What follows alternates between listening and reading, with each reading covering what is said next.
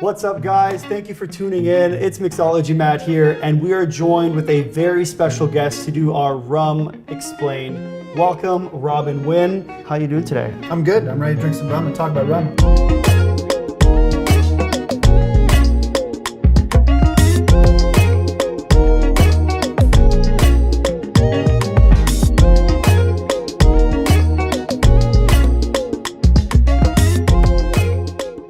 Robin is the proud owner of Little Sister. He's one of the go-to rum experts here in Toronto. So how did you get into the bar industry? For me, I kind of fell into the bar industry from the kitchen side of the business. I spent 10 years, almost 10 years in back of house operations. Started when I was still in high school, really young. I think I was 15 when I first got into kitchens. Slugged my way through a dishwasher position all the way up through every position in a restaurant, running kitchens, and then becoming the kind of Gordon Ramsay kitchen nightmares, working for a big corporate chain. And then eventually, like, as you start thinking, maybe this is my career, I'm like, well, I need to learn the front of house business. So I'd asked my GM, can I get out front and get out of the kitchen? And she agreed, and found that it was a tough transition to get out because you have way more responsibility. The tougher side was understanding cocktails, mixology.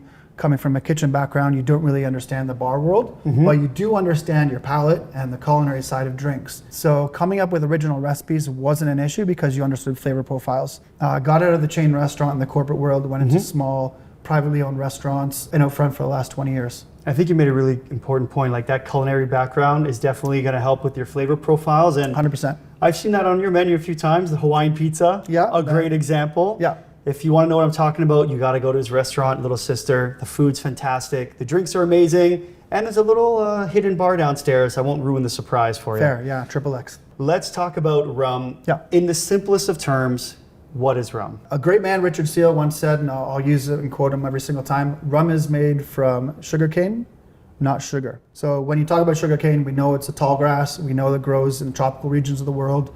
We know that from sugarcane comes sugar, or sucrose. When we're talking about the raw ingredients of rum, it's sugarcane that's been crushed, and then from there you either get a sugarcane juice, you can go to a sugarcane syrup, or a honey as they sometimes call it. You can go to molasses, which is the refinement of sugar, and molasses we know is a byproduct of when you're boiling down sugar and you crystallize the sugar, you then spin it and it separates the sugar crystals, which become raw sugar, into molasses, which is then used as a fermentation because it still has a sugar content to a degree. Okay. And then you can either do that or go straight from sugarcane juice into a sugarcane juice based rum. So that is the simplest form of looking at it. You can make rum from white sugar. A lot of people that claim to make it from sugar bought off the shelf, that's also not really considered to be a true rum. And rum must come from a sugarcane derivative. So. Okay. So would it be safe to say that rum is a spirit distilled from sugarcane byproducts? Yes. Okay. There are some countries during the old days that try to do it from sugar beets, but the world is kind of understood, and going back to the darker history of rum, and not only colonial wars, colonialism, slave trade, the blockades through the French, that they tried using like sweet potatoes to get a sucrose content, sugar beets, and other forms of sugar that aren't sugarcane. And unfortunately, that's not rum. Before we jump in with any more questions, should we try some rum? Yeah, let's try some rum. I'm going to start you off with, actually, let's go with the Claren Vival Straight. The reason I want to talk about this rum is because we want to talk about... For yourself? Yes, just a little bit of a nip. And this one is unique, and I love this rum. My friend who works for this brand really romantically told me how to explain this rum. And Haiti, we'll just put it on the table so everybody can see it. Perfect. This is Claren Vival. Claren is considered like the rum of Haiti. In history, 550 distilleries in Haiti. Kind of like how in Peru and Chile, you have villagers that make pisco. It's the same thing in Haiti. They had villages that would farm the sugarcane. The reason this is important to rum history is that the sugarcane that's used in this has no GMO.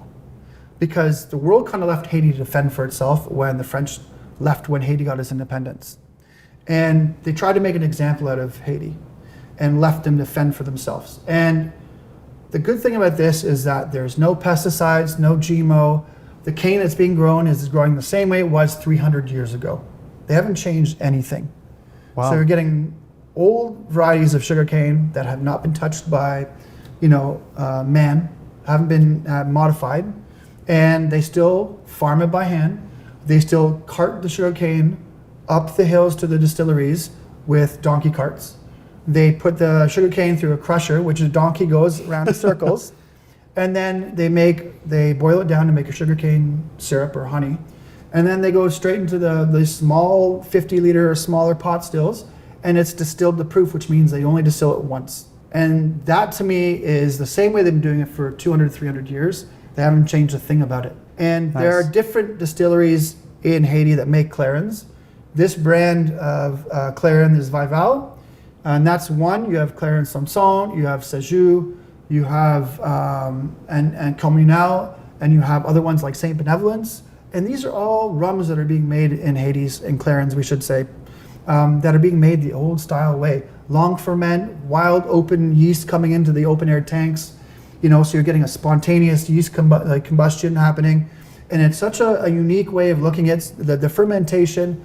The esters and the flavor profiles are different because you have one by the coast and the sea. So you get the salinity from the sea, you have different minerals in the soil, the different temperatures on the island where it's from, so all of them are very different. So when we smell it, super green, olivey, salty on this one. Yeah, a lot of salinity on this one. Yeah, big time. Green Brine-esque, olive, yeah. makes a great dirty martini, Ooh, but like a great Cheers. daiquiri. Cheers. And this is like rum from 300 years ago. there's a lot going on there. And I again, love that. 53.3% distilled to proof. So the next batch might be less, it might be more.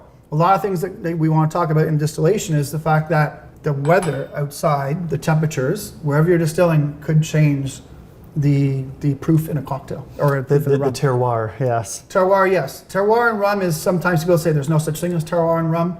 I like to think there's terroir in rum. It's more geographically based. And I always talk about wine and rum in the same context. It's a global spirit. It's different in different regions. New World, Old World, Asian-based rums. You have African-based rums, Caribbean, South America, North America, Europe. All these things are affected by weather. And so we talk about terroir. It affects it to a degree, yes. But I'd say it's more about the elements affecting the aging process and the distillation, the fermentation. Okay, so it's funny you mentioned weather. When I had the chance to go to Jamaica, saw an amazing rum distillery there at Hamden Estate. Now, they said that when you're aging rum in the Caribbean, it accelerates the aging process. 100%. If you're aging, I should say, a whiskey for 20 years in a cold environment, we can speed up that process on how much hotter it really is. This is something I've heard in other distilleries before when I've been to other countries. Is this legit? Will the weather really impact how much barrel infusion really happens and how fast it can age? 100%. And I'll try and break it down super simply. You have tropical aging, you have continental aging, and you have a new term which is dynamic aging. I'll talk about all three. And I want you to think about you standing on the start line of a 100-meter dash and Usain Bolt. Usain Bolt is the tropical aging, and you are the continental aging. If I fire the start gun and you both start running, I have no doubt he's going to absolutely destroy you. 100%. Okay, so I want you to think of barrels and aging as a process of like your lungs. And a good way to describe this is if Usain Bolt is sprinting, his lungs are just going like this, fast, right? Expanding fast. You, maybe slower. Maybe by the end you're out of breath because you're not Usain Bolt. Yeah. But think about running versus walking. In the day in the Caribbean, it's so hot that the barrels expand with the heat. They soak up all that rum into the wood. When it's hot, the barrels expand. And at night when it's cooler, they contract. So they squeeze out that rum back into the barrel. And so because the temperatures are so great in the swing at night to day, that you get this fast tropical aging. In the continental side of aging, let's say in the Northern Hemisphere, or the deep south in like Australia or something where you kind of have the cooler climate areas, like Canada, like Europe, like the States, you get a slower rate of aging, so continental aging. And that's like you going for a walk. Your lungs are still breathing, you're still contracting and expanding, but maybe at a slower rate. Okay. And that's because the cooler climates, the barrels aren't gonna be like, and suck up all that rum and squeeze them out really hard every single day. Maybe they just it's a lighter process. So we talk about tropical aging, it's about 3 to 4 times faster than continental aging. And so you think of like a 5-year Scotch that would be like a 1 year to 2 year aged rum, Oh, I see. right? Okay. Dynamic aging, which is the weird one, which is where consensus is you're aging on a boat, where you're shipping it from port to port. Okay. And the sloshing of the barrel, it keeps slapping the wood. You got the hot days of the sun overhead and the cooler nights. And so you're getting all these factors. So you're doing an accelerated aging, but maybe not as fast as tropical. And just the wood impact is happening more because of the boats rocking. And a few different distilleries and companies use that method. I know Gosling's does. They have Spirited Seas, which is a brand that they ship from Bermuda to New Jersey on like a supply run boat, and they put it on the boats and they go 72 crossings before they bottle it. Interesting. Yeah. Very cool. So my next question is kind of like a more broader sense, like what are the main rum categories? This is great. I want you to take everything you know about rum categories and I want you to throw it in the garbage. Just Okay. throw it away. The one thing I try and teach in rum education, or to bring awareness to the category to anybody that thinks they know rum, from a bartender up, from a novice, a beginner novice to expert, is I don't want to look at rum as the way it's branded on the bottle from a marketing perspective. I want to just go back to a production method, okay? So when we look at, we talked about it originally, we have a sugarcane juice, we have a molasses based, and there are terms that agencies and marketing teams use to market a rum. So we talk about things like an agricole. Well, that is a very much a sugarcane-based, non-molasses-based rum. However, that is indicative of a French-produced rum. Okay. So Guadeloupe, Martinique, Madeira, Reunion in Africa, Mauritius, and some of those other French territories and provinces globally that make rum, agricole. Okay. There's a California-based company that makes an agricole. There's a Hawaiian one that makes agricole. They're not really agricole because they're not French. Gotcha. They've just taken the term and used it to their advantage, but it's not agricole. Okay. Now, a lot of modern distilleries are making a sugarcane juice rum. So they are making what you would think of as an agricole, but they term it sugarcane juice rum or a cane juice rum. Okay. Okay. In Jamaica, the joke is at some distilleries they're making a jagricole. Jagricole. So, but that is one side of it. Okay. So production, sugarcane juice. Okay. The other side, molasses based. Okay. So there's the other side of it, and molasses is usually, was kind of brought up mostly by the British, and sometimes the French will get into it, and then later on other areas, because the byproduct of sugarcane production and sugar production and refinement is molasses. So it was by accident they found this in Barbados when they got it. They had barrels of molasses, and it rained, and it started to spontaneously ferment the barrels. And like, whoa, this is interesting. And they figured they could distill it and became rum. So Barbados is the birthplace of rum. Wow. So if we think about production, we have those two typical methods. Okay. Okay, sugarcane juice or molasses based. Now, I want you to throw out the colonial terms of an English style, a Spanish style, and a French style. Anywhere in the world now can make rums on stills. You have a pot still rum, you have a column still rum, you have hybrid stills, which are a combination of both. You have a small micro still. You can have a Vendôme style still, a Creole style still, and a lambic style. All these different types of stills that can make a different flavor profile and have different interaction with the raw distillate that's going to produce a different style rum. So we want to talk about production, right? Okay. A pot still, a column still. The two most common, a Vendôme or a hybrid still, if you're really into the geek side of it. So talk about rum like that. Okay. And then you understand the next phase of that, that's when you see something like blackstrap or amber or gold or oro or black rum. It has nothing to do with aging. Okay. It has everything to do with color. Okay. And so when we look at rum, this is rum that's been unaged. Okay? And you could just add a caramel color to that and it looks dark. So that has nothing to do with production other than adding a color note because you want it to appear black or aged or dark. So the common misunderstanding is that dark rums are more aged. Yes. And in Okay. fact, you could have rums that appear dark or brown or gold that have not been aged at all. Wow. Just throw a little caramel in, Yeah. and there you go. Typically, you find that in the spiced rum category. Okay. So since we talked about aged versus unaged, should we jump to an aged rum? I'm actually going to go into this one. This is Ron Santiago de Cuba 11 year. And unassumingly, you think this is not really a really important bottle, but it actually is an important bottle. And I want you to understand that you're literally going to be drinking history, and I'm going to tell you why as a quick romantic story. So we go back to the Cuban Revolution when Castro took power, okay? And this is a very special bottle. This rum is important because when the revolution happened, the Bacardi family was in Cuba. What happened was when Cuba was in the revolution and Castro took over, the Bacardi family fled to Puerto Rico. In Santiago, Cuba, which is on the southern coast, Bacardi family was making Bacardi rum in the Santiago distillery. When Fidel Castro took power, he nationalized all the distilleries. In doing so, the Bacardi family left the distillery, but the workers still work there. So the 11-year Santiago is the last remaining Bacardi legacy mark being produced still in Cuba. They haven't changed it since the revolution. So if you want to drink essentially a Bacardi timepiece in history, this is it in a bottle. When we drink this, we are drinking Bacardi history. Very cool. Yeah, the workers kept making the same rum, same way, same everything. Way different nose than the last one. Yeah, this one is a column still rum. Super easy and light on the palate, not too crazy, but it still is smooth. The Cubans do make great rum. Whoa.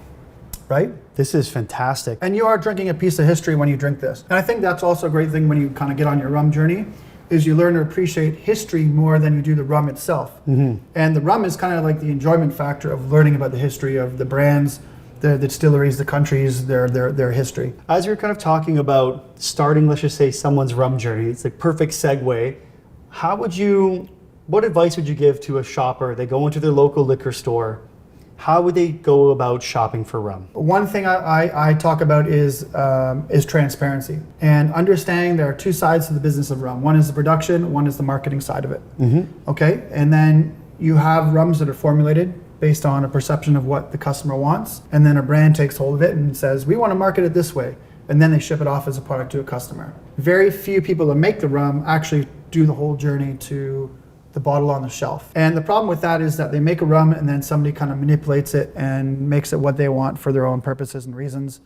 And then you have other influences like celebrity influence, you have profiting, and that's the pure motivation of making a rum is pure profit.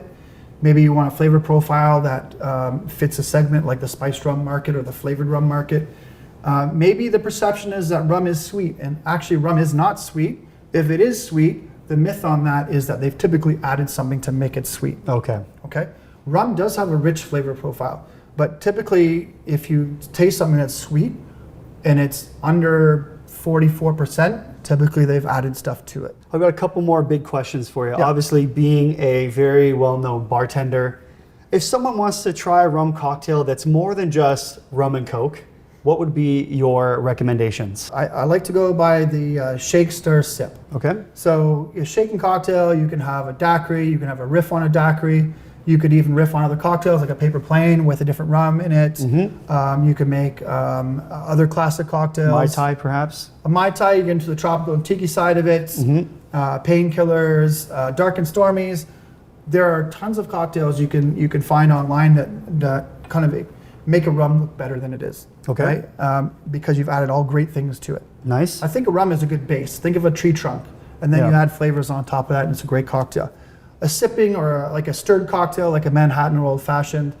Typically, when I talked about when I do my daiquiri sessions, I also do an aged rum one where I do Old Fashions. The same recipe, so you can see what an aged rum does in a cocktail. Let's. Do you want to try something else now? 100%. Okay, let's finish this one. Yeah. We're gonna go into Jamaica. We're going to go to Hampton Estate, which we talked about is one of the oldest distilleries in Jamaica. And with this bottle, it has seen a sherry cask. We'll talk about the dynamics and how you can take a rum and have some innovation in it. You can do different casks. So sherry cask, port, Madeira, cognac, wine. You've got a bottle over here of a Zinfandel cask aged rum right here, which is from Barbados. And these are considered double maturation, where you age it in a bourbon cask or a whiskey cask for a certain amount of years, and then you've taken it and then added another 2 or 3 years in a different cask, a wine cask, or this one, like I said, a Zinfandel cask, and that's called double maturation. In the Scotch world, they do cask finishing, which typically 6 months, and it doesn't really, in the rum world, impart a lot. Gotcha. So when you do double maturation, it's kind of like the key to creating that perfect blend of flavor and adding richness to it. So when we taste the Hampton, it's a Pagos, and this one is not a lot of esters. So this is around 460 grams of ester content, which is the flavor components, the congeners that contribute to giving it that kind of funk note that you get. Now, I'm not going to pour a lot just because it doesn't take a lot to do the job. That's the one thing That's for sure. mostly because of the richness of this. And the sherry cask on this one adds a lot of richness in those notes that you get from the Spanish barrels. Again, like I said to you, like a rotten cheesecake. Like that funk, but then like that sweetness you get from like vanilla and cheese. I kind of smell weirdly cherry. Like you said cheesecake, I think like cherry cheesecake, yeah. And this one is at 52%. Again, zero added sugar. Using a double maturation, you can add the richness of that flavor of sugar in your brain without adding sugar. Okay. I mean, there's long finishes, and then there's Hamden Estate finishes. I'm still chewing it. Yeah, I'm still feeling that. Wow. And this is what we talk about, the transparency in the bottle. On the back of it, natural Jamaican spring water, natural yeasts that are open air, wild. You've been to the Hampton Distillery. Yep. So all the flora and fauna that gets in the air, all the stuff from the cane fields, the trees, the flowers, the birds and the bees, whatever gets into that fermentation tank is going to contribute to the flavor, right? And then you've got 100% pot still. So you can see there's the pot still here on the bottle. You'll see it. There we go. And again, 100% tropical aging. Again, so this one has seen nothing but Jamaican aging and Jamaican sun. So rich flavors, deep flavor coming from the barrels as well as the aging process. 3 very different rums so far. Yeah. Very unique journey. There's another question I want to jump to with regards to a certain term we hear in the bar world. You brought it up earlier, is like the term Tiki. I know some bartenders and the term is, let's just say, quote unquote, kind of getting canceled in some forums. I just want to get your take on it. Like what is the Tiki culture about? I think theme bars are a really great experience. For me, when we look about the temperature of today's cultural appropriation, I don't follow Tiki. I'm not a huge Tiki fan. I do enjoy tropical bars. When I was running Miss Things before I was at Little Sister, we were 100% tropical, not Tiki. We didn't use any Tiki muds that were deities or gods on a glass. Okay. We didn't use any terms that were indicative of a god or somebody's person of worship. Okay. I just felt that focusing on the tropical energy of what you like as an experience when you're on vacation invoked more of an emotional impact modernly than the Tiki era of old. I'm not knocking Tiki. I think that it has a place in rum cocktails and tropical rum history. They came out of a time period in the end of the war when people wanted escapism. And that was a product at the time when we weren't as connected as we are now, and where we looked at tropical Tiki bars as escapism, because it gave you an emotional escape from the average everyday. My last question for you, if there was one thing you wanted to tell the average person about rum, what would it be? I think that there are a couple of things that I want to touch on. You can start your rum journey whenever you want. And you don't have to go to the biggest, boldest, and most amazing rums in the world. In fact, I'll taste one more here. Oh, this one, we'll taste this one. And this one is from Barbados. And I want people to understand that their rum journey can start whenever. When I started my rum journey, I was very young. I was experienced enough to travel to the Caribbean a lot when I was younger, visit islands that grew up and rooted in rum history, and visit distilleries, growing up and really being involved in rum from a really early age. It was always my passion. And I think when you get into the rum world and you understand kind of the rum history and you get into it, you have your benchmarks. Okay. And I think it's okay to have a benchmark rum as you get into it. I think the rum I fell in love with at first was Appleton Estate, and drinking the Appleton Special Gold or the Appleton 151, which had a lot of fire and ended up causing me a lot of rough nights. And essentially learning from there, saying, well, there's rums that are better than this and there's rums that are worse than this. And for me, it's like when you think about your rum journey, you might like a spiced rum, right? You might like an aged rum. You might like a white rum. You might like a cachaça, which is an offshoot rum. You might like an agricole. It doesn't matter. Start somewhere where you feel comfortable. But as you grow into your rum journey, not all rums are created equally. And again, we talk about things that people take from the production to the marketing side, and we look at it saying, maybe people want to drink a gold or a dark rum. And then we put dark on the bottle, and then we're going to add caramel color to fake an aging. So maybe you're not getting an actual aged rum. So they're taking advantage of your naivety when you're buying a product. Secondly is an age statement on a bottle. Age statements are a red flag for me. There are French terms like XO, VO, VSOP, Añejo. Añejo in the Spanish terms, extra Añejo.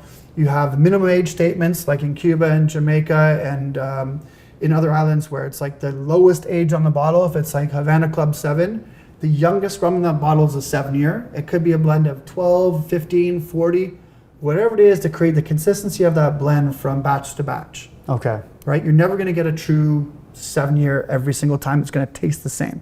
Interesting. So for me, understanding drink what you like, but know what you're drinking. Ian Burrell said that. Ian Burrell is the global ambassador of rum.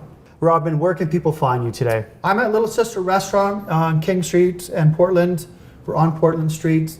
We also have another location uptown at Yonge and Davisville. I'm based out of there 5 days a week. I travel the world teaching rum education and going to rum festivals, working with distilleries. And I just want to create awareness around the category of rum so that people like you and me can enjoy it without having an issue of being taken advantage of. Perfect. And your handles again, one last time? At the restaurant, Little Sister TO, and then my handle, DJ Robin James. Perfect. Give him a follow. He's got some amazing content. Check out those restaurants. Thanks for joining us today. Let's cheers. Cheers. There we go. Cheers.